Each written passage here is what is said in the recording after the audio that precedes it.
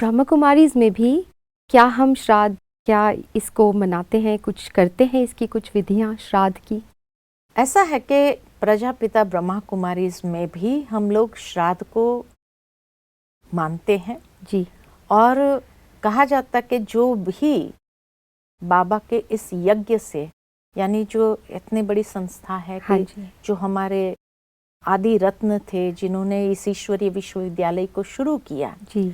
उन्होंने बहुत कुछ अपना कंट्रीब्यूशन किया है। हाँ जी। और बहुत कुछ त्याग करके, बहुत तपस्या करते हुए उन्होंने इस ईश्वरीय विश्वविद्यालय को खड़ा किया है जी। है ना। तो नेचुरल है कि जब वो आत्माएं अब इस शरीर छोड़ करके गई है जी। तो हम लोग भी उनके प्रति हाँ जी। श्राद्ध में भोग अर्पित करते हैं। अच्छा। माना भोग ईश्वर को लगाते हैं हम्म। और ईश्वर को जब लगाते हैं तो परमात्मा उन आत्माओं को वो ब्रह्मा भोजन के रूप में अच्छा। उनको स्वीकार कराते हैं। अच्छा। तो वो आत्माएं जहां भी है हाँ जी। उनको वो तृप्ति की फीलिंग जरूर आती है। अच्छा। क्योंकि वाइब्रेशन है ना। बिल्कुल। तो जैसे ये हमारे इस ईश्वरीय विश्वविद्यालय की नींव कहो, जो जी। दादियां जिन्होंने बहुत कुछ अपना तन तन मन मन धन धन सब कुछ स्वाहा किया और इस ईश्वरीय विश्वविद्यालय के अंदर इतना कार्य किया समर्पित भाव जी। से, तो नेचुरल है हमारे भी एक प्रकार के कृतज्ञता है उन जी। आत्माओं के प्रति। जी। थैंक्स है उन आत्माओं के बिल्कुल। प्रति के जिनके कारण आज ये ईश्वरीय विश्वविद्यालय दिन दुगुनी रात चौगुनी फैलती गई। जी। विश्व विश्व भर के में। कई देशों में, हाँ, Yes. 150 देशों में करीबन इसकी शाखाएं हैं और कितनी आत्माओं का कल्याण हो रहा है। तो जो ज्ञान का मक्खन उन्होंने निकाला, हाँ। है ना, परमात्मा ज्ञान उनको मिला, एक रॉ रूप में मिला हाँ। था, कच्चे रूप में मिला, लेकिन उसके बाद उन्होंने अपना मनन चिंतन करते हुए उसको जैसे कि मक्खन निकाला काला।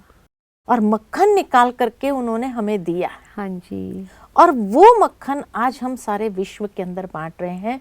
जो अनेक आत्माओं को देखा गया है कि जो टेंशन वाले हैं, डिप्रेशन वाले हैं, एंजाइटी वाले हैं, उन सब को बहुत फायदा। ज्ञान, स्पिरिचुअल आध्यात्मिक ज्ञान और मेडिटेशन यस।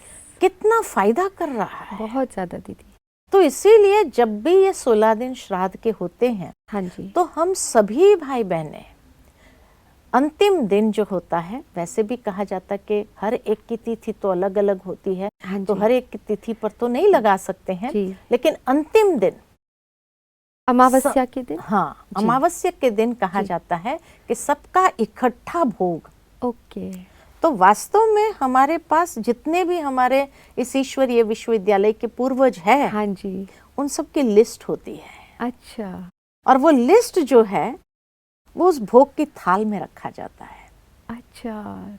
और जब परमात्मा को भोग स्वीकार कराया जाता है, तो उसी भावना के साथ कि ये सभी आत्माएं जिन्होंने अपने जीवन में बहुत बड़ा योगदान दिया है इस ईश्वरीय विश्वविद्यालय को यहाँ तक पहुँचाने में, जी। उन सबको आज ये यज्ञ का, जी। क्योंकि ये एक बहुत बड़ा यज्ञ है, हाँ जी।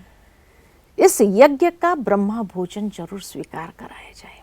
अच्छा। तो कहा जाता है कि परमात्मा उन सबको इमर्ज करते हैं, इस यज्ञ का ब्रह्मा भोजन स्वीकार कराते हैं। ओके। और उनको भी तृप्ति होती है। अच्छा। कि हाँ, जिनके हवाले हम इस यज्ञ को सौंप के आए हैं, उन्होंने आज हमारे निमित्त किया है, हमें याद किया है इतने प्यार से, तो उनके आशीर्वाद भी मिलती है। जी। तो बहुत अच्छी तरह से उनके आशीर्वाद प्राप्त होती है, ऐसा फील होता है। क्योंकि कोई भी आत्मा को आप तृप्त करो, उनकी सेवाओं की कदर करो, है ना, कि आज उन्होंने जो किया है, तब उन्होंने उस जमाने में तो कुछ नहीं था, है ना।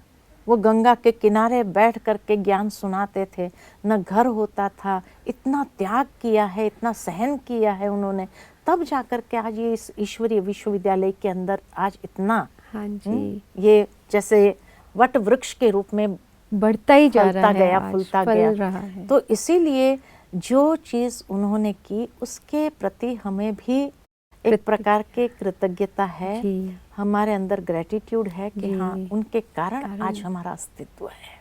बिल्कुल, तो उसको अर्पित करना ये भी तो एक पुण्य है। बहुत हमें भी बड़ा। पुण्य लिखता है, बिल्कुल। लेकिन उनके आशीर्वाद भी तो प्राप्त होते हैं। बिल्कुल।